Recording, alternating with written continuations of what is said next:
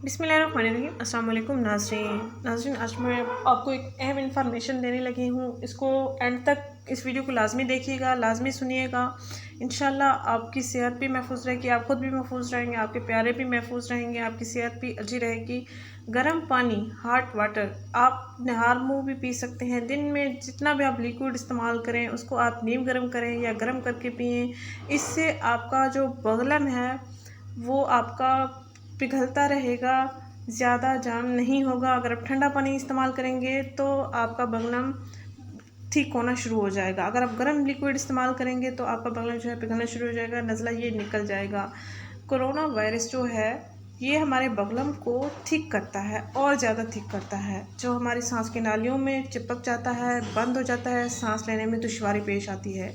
ये एक अहम वीडियो मैं आपसे शेयर कर रही हूँ। मेरी ये वीडियो लाजमी दोस्तों के साथ शेयर कीजिएगा। ज़्यादा से ज़्यादा गर्म लिक्विड इस्तेमाल करें, ज़्यादा से ज़्यादा गर्म पानी इस्तेमाल करें ताकि आपकी जो नालियों में बगलम है या ज़ुकाम है जो भी है वो पिघल के ख़त्म हो जाए। शुक्रिया, अल्लाह हाफ़िज़।